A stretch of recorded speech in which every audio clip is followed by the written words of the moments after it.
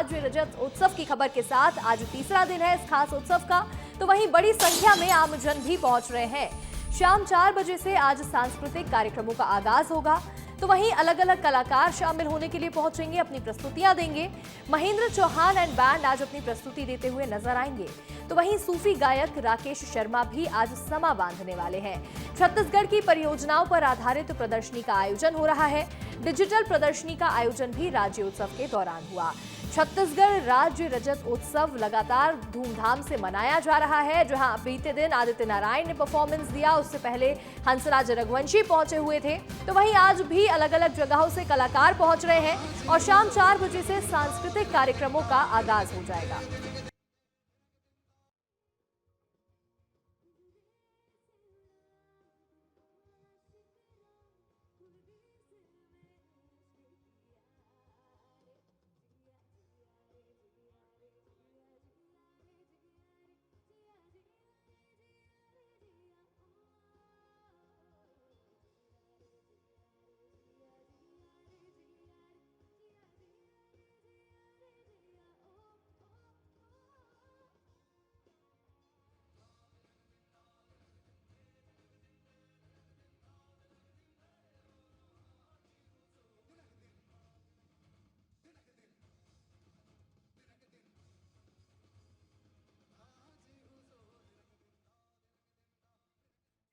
छत्तीसगढ़ में धूमधाम से सांस्कृतिक कार्यक्रमों का आयोजन किया जा रहा है और देखिए अब आपको ये 4 तस्वीरें दिखाते हैं किस तरह से रजत जयंती महोत्सव मनाया जा रहा है। रायपुर की तस्वीर देखिए, जहां बीते दिन आदित्य नारायण पहुंचे थे और उन्होंने अपनी शानदार परफॉर्मेंस से समा बांध दिया। तो वहीं दूसरी तस्वीर राजनांदगांव से सामने आई है, जहां अलग अलग रमन सिंह पहुंचे हुए, अलग अलग मंत्री पहुंचे हुए हैं और ऐसे में खास तौर पर शिरकत करते नजर आए। तीसरी तस्वीर बालोद की है, जहां धूमधाम से रजत जयंती महोत्सव मनाया गया। तो वहीं चौथी तस्वीर है बलरामपुर की, जहां कई सारे जनप्रतिनिधि पहुंचे हैं और जनता के साथ मिलकर के खास उत्सव को मनाते हुए नजर आए हैं।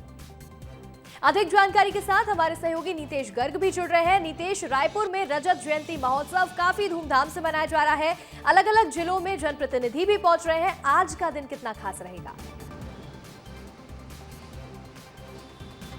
बिल्कुल, देखिए आज तीसरा दिन है और हर साल 3 दिन का ही जो है ये महोत्सव होता था, लेकिन इस बार 2 दिन और बढ़ाए गए हैं।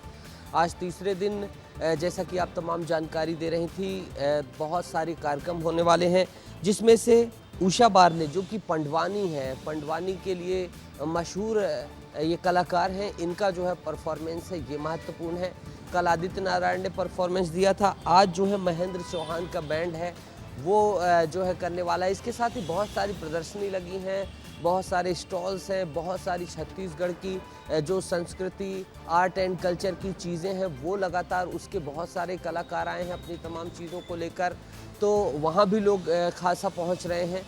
बहुत जो है व्यवस्थाओं को व्यापक बनाया गया बहुत बड़े मैदान में, तो ये भी जो है उत्साह उमंग जारी है, लगातार लाखों लोग पहुँच रहे हैं और आज भी कुछ इसी तरीके से वहाँ पर लोगों के पहुँचने का सिलसिला जारी रहेगा। तो आज तीसरा दिन है और इसके बाद कल 4 तारीख और 5 तारीख को फिर आएंगे उप मुख्यमंत्री, माफ़ कीजिएगा उपराष्ट्रपति, तो उनकी उपस्थित होगी। 5 तारीख का भी कार्यक्रम भव्य होने वाला है और 5 तारीख को ही सूर्य किरण होने वाला है, वो भी बेहद महत्वपूर्ण होने वाला है। तो जिस तरीके से, जिस हिसाब से राज्योत्सव को पूरा प्लान किया गया था, वो बहुत ही अच्छे तरीके से लगातार चलता हुआ दिखाई दे रहा है। भीड़ बहुत ज़्यादा पहुंच रही है, बहुत लोग आ रहे हैं, ये अपने आप में बड़ी बात है। अंशिका, बिल्कुल, देखिए बड़ी संख्या में लोग ये प्रदर्शनियां देखने के लिए पहुंच रहे हैं। जिस तरह से नीतेश आपने बताया, स्टॉल लगे हैं, अलग अलग परफॉर्मेंसेस हो रही हैं, तो ये बहुत ही धूमधाम के साथ खास तौर पर इस बार रजत जयंती उत्सव को मनाया जा रहा है। नीतेश, आपका हमारे साथ जुड़ने के लिए बहुत बहुत शुक्रिया। आगे बढ़ेंगे और देखिए रायपुर में बीजेपी किसान मोर्चा सीएम हाउस पहुंचा है। सीएम साय ने बीजेपी किसान मोर्चा से मुलाकात भी की, तो वहीं सीएम विष्णुदेव साय ने किसानों की समस्याएं सुनी है। एग्रीस्टेक पोर्टल में पंजीयन का समय बढ़ाने का अनुरोध किया गया, तो वहीं 30 नवंबर तक अब रजिस्ट्रेशन का समय बढ़ा दिया जाएगा। पोर्टल में कुछ तकनीकी त्रुटियां भी हैं जिनमें सुधार किया जाए, इसको लेकर के भी आग्रह किया गया है। तो वहीं सीएम विष्णुदेव साय ने अवधि बढ़ाने का आश्वासन दिया है किसान मोर्चा को। राजधानी रायपुर में बीजेपी किसान मोर्चा सीएम हाउस पहुंचा, सीएम विष्णुदेव साय से मुलाकात की है और अपनी समस्याओं को आगे रखा है। जिस तरह से पोर्टल में समस्याएं आ रही हैं, कुछ टेक्नोलॉजिकल दिक्कतें हैं, इन सभी को ठीक करने के लिए सीएम साय से बातचीत हुई है और सीएम ने भी आश्वासन दिलाया है कि आगे रजिस्ट्रेशन का जो समय है वो बढ़ाया जाएगा। हमारे सहयोगी नितेश गर्ग हमारे साथ जुड़े हुए हैं। नितेश, बीजेपी किसान मोर्चा सीएम हाउस पहुंचे, क्या उन्होंने अपनी मांगे रखी हैं और सीएम का उस पर किस तरह का रिएक्शन देखने को मिला? देखिए, छत्तीसगढ़ में धान खरीदी का सिलसिला शुरू होने वाला है और जैसा कि हम जानते हैं 3100 रुपये क्विंटल की धान खरीदी देश में यहाँ पर सबसे जो है उच्च दर में होने वाली खरीदी है। ऐसे में इस बार एग्रीस्टैक पोर्टल में किसानों का पंजीयन अनिवार्य किया गया ताकि किसी भी तरीके की अनियमितता ना हो। जो किसान वाजिब हैं वही अपना रजिस्ट्रेशन करा पाएँ और धान को बेच पाएँ, बिचौलियों इसका लाभ ना ले पाएँ। लेकिन एग्रीस्टैक पोर्टल में बहुत सारे सर्वर डाउन, बहुत सारी चीज़ों की समस्या आ रही थी। कई किसान कई जिलों से मांग उठा रहे थे। बीजेपी का ही किसान मोर्चा संघ है, उसने इस संदर्भ में जो है मुख्यमंत्री से मुलाकात करके उसका समय बढ़ाने की मांग की है। तो मुलाकात पॉजिटिव रही है और आने वाले समय में संभावना है कि एग्रीस्टैक पोर्टल में रजिस्ट्रेशन की जो है समयावधि बढ़ जाएगी। इसके साथ ही कई अन्य मुद्दों पर भी बातचीत की खबर है, जानकारी है। जो अंदरूनी मुद्दे, जैसा कि बीजेपी कहती है कि खुलकर जनता के सामने नहीं रखे जा सकते, फोरम में अंदरूनी मुद्दे हैं, ऐसे मुद्दे आप हमारे सामने रखिए। तो इसे आप कह सकते हैं कि सीएम से डायरेक्ट किसान मोर्चा ने उन समस्याओं से अवगत कराया, किसानों की समस्याओं से, तो उन्हें भी लेकर जो है विचार विमर्श की स्थिति बनी है। अब देखना होगा कि आने वाले समय में क्या कुछ फैसले लेते हैं, लेकिन बातचीत सकारात्मक रही और किसानों के मुद्दों को बखूबी रखा गया। बिल्कुल, देखिए, सीएम विष्णुदेव साय ने किसानों की समस्याएं सुनी है और यह आश्वासन भी दिलाया है कि इस पर आगे काम भी होगा। नितेश, आपका तमाम जानकारियां देने के लिए बहुत बहुत शुक्रिया। आगे बढ़ेंगे और देखिए, छत्तीसगढ़ में एरोबैटिक शो का आयोजन होने जा रहा है। भारतीय वायुसेना अपना एरोबैटिक शो दिखाती हुई नजर आएगी। 5 नवंबर को टीम सूर्य किरण का आसमानी प्रदर्शन देखने को मिलने वाला है। देखिए, आज एयर शो को लेकर भारतीय वायुसेना प्रेस कॉन्फ्रेंस करेगी और इस टीसी में एयर शो से जुड़ी हुई सारी जानकारियां साझा की जाएंगी। तो वहीं रायपुर में न्यू सर्किट हाउस में शाम 4 बजे प्रेस कॉन्फ्रेंस होने वाली है। बहुत ही खास दिन रहेगा जब एयरफोर्स की सूर्य किरण की टीम यहां एरोबैटिक शो करती हुई नजर आएगी। आसमान में शानदार प्रदर्शन देखने को मिलेगा भारतीय वायुसेना का। तो वहीं 5 नवंबर को सेंध तालाब पर यह आयोजन होगा। 4 नवंबर को रिहर्सल होगी और आज इसको लेकर के प्रेस कॉन्फ्रेंस होने जा रही है। तो वहीं इस खास शो को देखने के लिए रक्षा मंत्री भी आने वाले हैं। रक्षा मंत्री राजनाथ सिंह शिरकत करेंगे। एयर शो से जुड़ी हुई तमाम जानकारियां आज शेयर की जाएगी। 3 नवंबर यानी कि आज IAF इंडियन एयरफोर्स की टीम पहुंचने वाली है। 4 नवंबर को पूरी रिहर्सल होगी और इसके बाद 5 नवंबर को सेंध तालाब पर कार्यक्रम का आयोजन होने वाला है। भारतीय वायुसेना अपना शौर्य दिखाती हुई नजर आएगी और आसमान में बहुत ही शानदार प्रदर्शन देखने को मिलने वाला है 5 नवंबर को। आज एयर शो को लेकर भारतीय वायुसेना प्रेस कॉन्फ्रेंस करेगी और इसके बाद यहां रिहर्सल होगी और रिहर्सल के बाद सूर्य किरण की टीम की गूंज देखने को मिलने वाली है, सुनाई देगी। आज भारतीय वायुसेना प्रेस कॉन्फ्रेंस करके तमाम जानकारियां देंगी। तो वहीं 9 फाइटर जेट्स यहां अपना करतब दिखाते हुए नजर आने वाले हैं। और देखिए, अब आपको ये दोनों ही तस्वीरें दिखा देते हैं। छत्तीसगढ़ में वायुसेना का शौर्य देखने को मिलेगा जब आसमान में शानदार प्रदर्शन करेंगे अपने फाइटर जेट्स के साथ। तो ऐसे में वायुसेना का शौर्य देखने वाला होगा। तो वहीं दूसरी तस्वीर देखिए, कार्यक्रम में रक्षा मंत्री राजनाथ सिंह भी शिरकत करने के लिए पहुंच रहे हैं।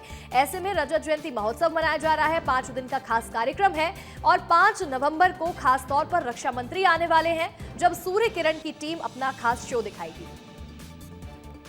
आगे बढ़ेंगे, बात करेंगे सुकमा की, जहां पुलिस को बड़ी सफलता मिली है। 2 नक्सल सहयोगियों को गिरफ्तार किया गया। विस्फोटक सप्लाई करते थे ये आरोपी। मरईगुड़ा और पटेल पारा के रहने वाले बताए जा रहे हैं दोनों आरोपी। तो वहीं दोनों से भारी मात्रा में विस्फोटक सामग्री भी बरामद कर ली गई है। सुकमा से एक बड़ी खबर सामने आई है जहां पुलिस को सफलता हाथ लगी है। 2 नक्सल सहयोगियों को गिरफ्तार किया है जिनके पास से विस्फोटक सामग्री भी मिली है और ये दोनों ही आरोपी जिनकी गिरफ्तारी हुई है वो विस्फोटक सप्लाई किया करते थे। मरईगुड़ा और पटेल पारा के रहने वाले बताए जा रहे हैं। तो वहीं दोनों से भारी मात्रा में पुलिस ने विस्फोटक सामान भी बरामद किया है। एक बड़ी सफलता सुकमा पुलिस को मिली है। तो वहीं नक्सलवाद को लेकर उप मुख्यमंत्री अरुण साव के बयान पर पीसीसी चीफ दीपक बैज ने निशाना साधा है। दीपक बैज ने सरकार पर गंभीर आरोप लगाते हुए पूछा कि क्या नक्सली सरेंडर से पहले सरकार और नक्सलियों के बीच गोपनीय डील हुई थी। इसके साथ ही उन्होंने ये भी कहा कि मुख्यमंत्री और दोनों उप मुख्यमंत्री एयरपोर्ट पर 1.5 घंटे चर्चा करते रहे, लेकिन सरेंडर स्थल पर क्यों नहीं पहुंचे। नक्सलवाद के मुद्दे पर नरेंद्र मोदी जी जिस तरह से बयान देके आए, मैं समझता हूं कि प्रदेश के तमाम शहीद हमारे नेता और जवानों के साथ उन्होंने उनको अपमानित किया है। मैं भारतीय जनता पार्टी के उन तमाम नेताओं से और सरकार से पूछना चाहता हूं कि नक्सलियों से कौन सा गोपनीय शांति वार्ता हुई है, कौन सा डील हुआ है। इसको प्रदेश की जनता को, सरकार को बताना चाहिए। आगे बढ़ेंगे और देखिए, छत्तीसगढ़ में कांग्रेस का हस्ताक्षर अभियान जारी है। वोट चोर गद्दी छोड़ के तहत ये अभियान चलाया जा रहा है। तो वहीं 20 लाख हस्ताक्षर हो चुके हैं और अब ये फॉर्म दिल्ली रवाना किए जाएंगे। पीसीसी चीफ दीपक बैज ये फॉर्म रवाना करेंगे। दिल्ली में आला कमान को ये 20 लाख फॉर्म भेजे जाएंगे। तो वहीं देखिए, कांग्रेस के प्रदेश कार्यालय राजीव भवन से ये फॉर्म्स जो है दीपक बैज रवाना करेंगे दिल्ली के लिए। तो वहीं दिल्ली में आला कमान के पास ये 20 लाख फॉर्म्स को भेजा जाएगा। छत्तीसगढ़ में कांग्रेस ने हस्ताक्षर अभियान शुरू किया है। वोट चोर गद्दी छोड़ के तहत ये हस्ताक्षर अभियान चलाया जा रहा है। तो वहीं अब 20 लाख हस्ताक्षर हो चुके हैं, जिनके फॉर्म्स दिल्ली रवाना करेंगे पीसीसी चीफ दीपक बैज। अगली खबर की ओर बढ़ेंगे। खबर है जशपुर से, जहां पुलिस ने अंधे कत्ल की गुत्थी सुलझा दी है। तुरी टोंगरी में युवक का अधजला शव मिला था, जिसको लेकर के ये मिस्ट्री अब पुलिस ने सुलझा दी है। कमीशन बंटवारे के दौरान एक बड़ा विवाद हुआ था। तो वहीं आरोपियों ने हत्या कर शव को आग लगा दी थी। एक नाबालिग सहित 3 आरोपी गिरफ्तार हुए हैं इस पूरे मामले में। अभी भी लेकिन 2 आरोपी फरार हैं, जिनकी तलाश में पुलिस लगातार जुटी हुई है। जशपुर से अंधे कत्ल का मामला सामने आया था और अब ये पूरी गुत्थी पुलिस ने सुलझा दी है। अधजला शव मिला था। तो वहीं देखिए, कमीशन बंटवारे को लेकर के एक विवाद हुआ, जिसके बाद आरोपियों ने पहले युवक की हत्या की और इसके बाद शव को आग लगा दी। ये अधजला शव जब पुलिस ने बरामद किया तो इसके बाद इस मामले में कई बड़े खुलासे हुए हैं। तो वहीं इस पूरे हादसे में एक नाबालिग सहित 3 आरोपियों की गिरफ्तारी हुई है। तो वहीं अभी भी 2 आरोपी फरार चल रहे हैं, जिनको लेकर के पुलिस अभी भी जांच में जुटी हुई है। पूना नगर तुरी टोंगरी के जंगल में एक अज्ञात युवक की अधजली लाश प्राप्त हुई थी, जिस पर से थाना जशपुर में मर्ग कायम कर जांच में लिया गया। मर्ग जांच के दौरान प्रथम दृष्टया मामला हत्या का प्रतीत होने से थाना जशपुर में धारा 103(1) व 238 का बीएनएस के तहत अपराध पंजीबद्ध कर विवेचना में लिया गया। आगे बढ़ेंगे। खबर है अंबिकापुर से, जहां हाउसिंग बोर्ड अध्यक्ष के घर का घेराव किया गया है। बोर्ड से मकान लेने वालों ने जमकर प्रदर्शन किया। अचल बिहार कॉलोनी के लोगों का हंगामा देखने को मिला है। कॉलोनी में बाउंड्री का निर्माण नहीं होने से लोगों में नाराजगी देखने को मिली है। असामाजिक तत्व कॉलोनी में उत्पात मचा रहे हैं, जिससे लोगों को यहां दिक्कतें हो रही हैं, लोगों का जीवन प्रभावित हो रहा है। तो वहीं अनुराग सिंह देव बोर्ड के अध्यक्ष हैं, जिनके घर का घेराव लोगों ने किया। यहाँ जो अटल बिहार सरगावा में जो कॉलोनी बनी है, उसमें बाउंड्री वाल नहीं हुआ है और 4 साल से हम लोग रह रहे हैं, वहाँ वाले बाउंड्री वाल नहीं हुआ। उसके चलते हम लोग आज आए हैं। विभाग से हम लोग कई बार इसके लिए बोलते रहे, लेकिन किसी तरह का कोई निर्माण नहीं हो रहा है। अंततः मजबूर होकर के हम लोग यहाँ आए हैं और ये बहुत दुर्भाग्यपूर्ण बात है कि हम लोग कॉलोनी वासियों को कोई सुनने वाला आज यहाँ न प्रशासन का आदमी है, न हाउसिंग बोर्ड का अधिकारी है। आज हम लोग यहाँ पे आए हुए हैं। काफ़ी लंबे समय से हम लोग मांग कर रहे हैं, जो बाउंड्री वाल है वो उत्तर दिशा में हम लोग की बाउंड्री वाल नहीं बन पा रही है हाउसिंग बोर्ड की सरगवा में। वो उसको लेके हम लोगों ने हाउसिंग बोर्ड के अधिकारियों से और इनसे भी, अनुराग सिंह देव जी से भी बहुत मुलाकात की, पर हम लोगों को आश्वासन के अलावा कुछ भी नहीं मिल रहा है। उसी संबंध में आज हम लोग यहाँ आए थे। अगली खबर है रायगढ़ से, जहां जूटमिल थाना क्षेत्र के ग्राम दुर्रामुड़ा के गुड गहन डिपापारा गांव ने अवैध शराब के खिलाफ अनोखी मिसाल पेश की है। टीआई प्रशांत राव के नेतृत्व में पुलिस की जन चौपाल से प्रेरित होकर ग्रामीण विशेषकर महिलाओं ने नशा मुक्त गांव का संकल्प लिया है। ग्राम सरपंच की पहल पर 49 महिलाएं और 35 पुरुषों ने मिलकर महिला निगरानी समूह बनाया और गांव में दिन रात गश्त शुरू कर दी है। इस सामूहिक प्रयास से अब गांव में अवैध शराब बनाना, बेचना या फिर पीना पूरी तरह से बंद हो गया है। महिलाएं नशे के साथ साथ घरेलू विवादों को सुलझाने में भी अहम भूमिका निभा रही हैं, जिससे गांव में शांति और अनुशासन बना रहे।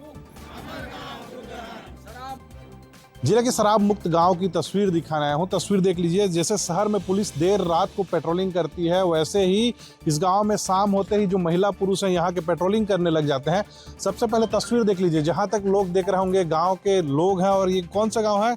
जूटमिल थाना क्षेत्र का गुड़गहन गाँव है। और यहाँ जो लोग हैं वो पेट्रोलिंग कर रहे हैं। रोज घूमते हैं आप लोग? हाँ, रोज घूमते हैं। क्यों घूमते हैं? हमारे गांव में कोनो पी के या डहर बाट में कोनो झगड़ा लागत है या पी के कोनो टिगिरिन है कि किसे कह के सबला हम घूमे खाने वाला, जिसे पी से तो जा घर करके वाला भेजन या खोल में जिन्नरिया कर। अच्छा, सबसे बढ़िया मुहिम है, लागू सब जगह लागू होना चाहिए। हम हमारे गांव को देख के एक गांव बगल वाला है, वहाँ भी लागू किए हैं, चालू हुआ है। वहाँ का मित्र मेरा चाचा सरपंच है, तो हम लोग का यहाँ देख के वो भी चालू किया है इसको। सबसे बढ़िया मुहिम है ये, और इसमें सब जने बहुत खुश हैं। पुलिस प्रशासन का तो मेन सहयोग है। वो लोग हमको इतना माने जन चौपाल लगा के मीटिंग किए, सबको समझाए, उसके बाद ये चालू हुआ। छत्तीसगढ़ के उप मुख्यमंत्री और पीडब्ल्यूडी मंत्री अरुण साव रजत जयंती समारोह के उद्घाटन समारोह में शामिल होने जगदलपुर पहुंचे, जहां उन्होंने 3 दिन के भव्य आयोजन का उद्घाटन किया। यह आयोजन जगदलपुर के सिटी ग्राउंड में अगले 3 दिनों तक होगा, जहां विभिन्न लोकोत्सव आधारित कार्यक्रमों का आयोजन भी किया जाएगा। देखिए, नक्सलवाद की समाप्ति, नक्सलवाद का उन्मूलन हमारी प्राथमिकता का हिस्सा है, और नक्सलवाद के समाप्ति के साथ साथ बस्तर के आम लोगों के जीवन में परिवर्तन आए, बस्तर में विकास हो, खुशहाली हो, इसके लिए सरकार ने योजना बनाकर काम करना प्रारंभ किया है। अलग अलग योजनाओं के माध्यम से बस्तर को आगे ले जाने का काम, बस्तर के आम लोगों के जीवन में परिवर्तन लाने का काम किया जा रहा है। अगली खबर की ओर बढ़ेंगे। आईटीबीपी की 27वीं बटालियन गांव के युवाओं को शैक्षिक भ्रमण पर रवाना किया गया। मोहला, मानपुर और नक्सल प्रभावित गांव के युवाओं को चंडीगढ़, भुवनेश्वर और कोझिकोड के लिए रवाना किया गया। दल में 40 युवक और 40 युवतियां शामिल हैं, जो आदिवासी युवा विनिमय कार्यक्रम के तहत देश के विभिन्न नगरों और तीर्थ स्थलों का दौरा करेंगे। कार्यक्रम का उद्देश्य युवाओं को देश की विविध संस्कृतियों, लोकाचार और विकास के पहलुओं से परिचित करवाना है। इस भ्रमण में शामिल सभी युवा छत्तीसगढ़ का प्रतिनिधित्व करते हुए राज्य के ब्रांड एम्बेसडर बनकर लौटेंगे। मैं आज नेहरू युवा केंद्र राजनांदगांव और आईटीबीपी की ओर से शैक्षणिक भ्रमण के लिए भुवनेश्वर जा रहा हूँ। मेरा यहाँ पहली बार है, तो अपने जिले से पहली बार मैं बाहर जा रहा हूँ कहीं, तो मैं निश्चित ही वहाँ से कुछ सीख कर ज्ञान कराऊँगा और यहाँ आने के बाद दूसरों को भी इसके बारे में बताऊँगा। और हम लोग नेहरू युवा मितानी के द्वारा अभी उड़ीसा भुवनेश्वर ट्रिप में जा रहे हैं, और इसमें मेरा एक्सपीरियंस मेरे को लग रहा है कि बहुत अच्छी जाएगा, क्योंकि एक बार जा चुका हूँ मैं उड़ीसा। तो मेरे को लग रहा है कि सर के साथ जाने के लिए मुझे नए नए चीज़ों का अनुभव मिलेगा, नए नए जगह के बारे में पता चलेगा, नए लोगों से मुलाकात होगा, जिससे मुझे बहुत कुछ जानकारी प्राप्त होगी और आने वाली पीढ़ियों को भी एक। अगली खबर है पेंड्रा से, जहां किसान इन दिनों मौसम की मार से परेशान हो रहे हैं। पिछले 2 से 3 दिनों पहले हुई बारिश ने किसानों की चिंता और बढ़ा दी है। मोंथा चक्रवात के असर से जिले में हुई बारिश ने खेतों में खड़ी फसलों को भारी नुकसान पहुंचाया। ग्रामीण क्षेत्रों में धान की फसल पककर कटाई के लिए तैयार है, लेकिन बारिश के कारण खेतों में पानी भर चुका है, जिस वजह से किसान धान नहीं काट पा रहे। जो किसान पहले ही फसल काट चुके हैं, उनकी धान अब खेतों में ही भीगी पड़ी है। खेतों में पानी भरने से धान सड़ने और काली पड़ने का खतरा भी बढ़ चुका है। तो वहीं किसानों का कहना है कि अगर बारिश ऐसे ही जारी रही तो पूरी फसल बर्बाद हो जाएगी। किसान शासन प्रशासन से नुकसान का सर्वे कर उचित मुआवजा देने की भी मांग कर रहे हैं। हानि किए हैं और इस साल फसल भी अच्छा था, लेकिन अभी के जो मौसम की मार झेल रहे हैं वो बहुत ही हमारे लिए नुकसानदायक है। और पूरा देखिए धान कट चुका है। अब ये धान अगर हम मंडी में ले जा रहे हैं तो वहाँ उसको खरीदा नहीं जाएगा, और नहीं खरीदेंगे तो हम कर्जा कहाँ से पटाएंगे? कर्जा तो लिए हैं सोसाइटी से। ये परेशानी हम लोग की। अगर नहीं मौसम, अब ये धान जड़ी आ रहा है, देखिए बिखरा गया है पूरा धान। आगे बढ़ेंगे, अगली खबर है एमसीबी से, जहां 11 हाथियों का दल विचरण कर रहा है। वन परिक्षेत्र मनेंद्रगढ़ हाथियों का दल पहुंच चुका है, तो वहीं वन अमला भी एक्टिव है और हाथियों की निगरानी कर रहा है। ग्रामीणों को जंगल की ओर न जाने की हिदायत दी गई है। ऐसे में रहवासी क्षेत्र में हाथी ना पहुंचे, इसको लेकर के वन परिक्षेत्र भी हाथियों की, यहां पर देखिए मनेंद्रगढ़ में वन अमला हाथियों की निगरानी में जुटा हुआ है और ऐसे में ग्रामीण जंगल की ओर ना जाएं। फिलहाल इस तरह की उन्हें हिदायत भी दी जा रही है। 11 हाथियों का दल है जो फिलहाल मनेंद्रगढ़ के जंगल में विचरण कर रहे हैं। आगे बढ़ेंगे और देखिए, दुर्ग पुलिस ने एक ऐसे अंतर्राज्यीय ठग गिरोह का पर्दाफाश किया है जो लोगों को पूजा पाठ के जरिए रकम को 100 गुना बढ़ाने का झांसा देते थे और ठगी करते थे। पुलिस ने इस मामले में 3 आरोपियों को गिरफ्तार किया है और उनके कब्जे से 7 मोबाइल फोन्स, 1 लाख रुपए नगद और एक सफेद अर्टिगा कार जब्त की गई। पुलिस ने बताया कि रामकुमार जायसवाल, जो ड्राइवरी का काम करता है, आर्थिक तंगी से परेशान था, जिसे मनदा पासवान ने विश्वास दिलाया कि वो 11 लाख को 11 करोड़ बना सकती है और पूजा पाठ के नाम पर उससे ठगी कर ली गई। प्रार्थी ने पुलगांव थाने में आकर के रिपोर्ट लिखा है कि उसके साथ 1 लाख रुपए की अभी ठगी हो गई है और लोग पूजा पाठ करके 1 लाख को 1 करोड़ करके देने का झांसा दिए थे। इस आधार पर तत्काल हमारी टीम विवेचना में लगी और उनको पुलगांव पुल के पास से एमएच पासिंग गाड़ी में अर्टिगा कार में पकड़ा गया। अगली खबर है सूरजपुर से, जहां टहलने निकलने युवक पर भालू ने हमला कर दिया। भालू हमले के बाद जंगल की ओर भागा, तो वहीं देखिए घायल बुजुर्ग को अस्पताल में भर्ती करवाया गया है। सूरजपुर में टहलने निकले युवक पर अचानक से भालू ने हमला कर दिया है और भालू के हमले के बाद बुजुर्ग जंगल की ओर भागा, तो वहीं घायल बुजुर्ग को अस्पताल में फिलहाल भर्ती करवाया गया है और वन विभाग की टीम मामले की जांच में जुटी हुई है। सूरजपुर वन परिक्षेत्र के भैया थान का ये पूरा मामला बताया जा रहा है। सूरजपुर से पूरा मामला सामने आया, जहां एक युवक टहलने के लिए निकला था, लेकिन उस दौरान अचानक से शख्स के ऊपर भालू ने हमला कर दिया। आगे बढ़ेंगे और देखिए, धमतरी का राजा डेरा बांध भ्रष्टाचार की भेंट चढ़ चुका है। मगर लोड में राजा डेरा बांध का किनारा टूट गया और डैम टूटने से हजारों लीटर पानी बह गया। डैम टूटने के बाद महानदी में बांध का पानी डिस्चार्ज किया गया, तो वहीं आसपास के गांव को भी अलर्ट किया गया। ऐसे में बाढ़ जैसे हालात ना बने, तो वहीं लोगों को भी पहले से सतर्क किया गया है। राजा डेरा बांध भ्रष्टाचार की भेंट चढ़ गया है धमतरी में, जहां बांध का एक किनारा टूटा और हजारों लीटर पानी यहां से बहने लग गया, तो वहीं महानदी में इस बांध के पानी को छोड़ा गया। इसके साथ साथ आसपास के गांव को भी अलर्ट किया गया है। आगे बढ़ेंगे और देखिए, विमेंस वर्ल्ड कप में भारत की बेटियों ने इतिहास रच दिया है। महिला वर्ल्ड कप पर अब भारत का कब्जा है। पहली बार विमेंस वर्ल्ड कप जीती है टीम इंडिया और वर्ल्ड कप के फाइनल में भारत ने शानदार जीत दर्ज की है। फाइनल मुकाबले में साउथ अफ्रीका को हरा करके यहां अपना नाम दर्ज कर लिया है। इतिहास में भारतीय खिलाड़ियों ने साउथ अफ्रीका को 52 रनों से हराया है। तो वहीं देखिए, शेफाली वर्मा ने 87 रनों की पारी खेली, तो दीप्ति शर्मा ने 58 रन बनाए हैं। स्मृति मंधाना ने 45 रन बनाए, तो वहीं ऋचा घोष ने 34 रन बनाए हैं और इसी के साथ एक शानदार मुकाबला जीत करके इतिहास रच दिया है भारत की बेटियों ने। विमेंस वर्ल्ड कप में महिला वर्ल्ड कप पर भारत का कब्जा है। पहली बार भारतीय खिलाड़ियों ने विमेंस वर्ल्ड कप अपने नाम किया है। और देखिए, ऐसे में सीएम विष्णुदेव साय ने एक्स पर ट्वीट करते हुए खिलाड़ियों को शुभकामनाएं दी हैं, बधाइयां दी हैं। भारतीय महिला क्रिकेट टीम विश्व विजेता बन चुकी है और ऐसे में सीएम साय ने एक पोस्ट शेयर किया। महिला टीम के जज्बे को सीएम ने सराहना की है उनकी, तो वहीं बेटियों के लिए प्रेरणा ये जीत है, ये सीएम साय ने लिखा है। सीएम ने परिश्रम, आत्मविश्वास और संकल्प की जीत बताया। तो वहीं विश्व कप जीत पर देश भर में जश्न का माहौल देखने को मिला है और सीएम विष्णुदेव साय ने सोशल मीडिया एक्स पर एक पोस्ट शेयर किया और बताया कि दूसरी बेटियों के लिए भी ये जीत किस तरह से प्रेरणा बन चुकी है। यहां भारतीय खिलाड़ियों ने वर्ल्ड कप अपने नाम किया है। महिला क्रिकेट टीम विश्व विजेता बन चुकी है। ऐसे में सीएम साय ने बधाइयां दी हैं और महिला टीम के जज्बे की सराहना भी की है। तो साथ ही साथ सीएम विष्णुदेव साय ने महिलाओं के परिश्रम, आत्मविश्वास और संकल्प की जीत बताया।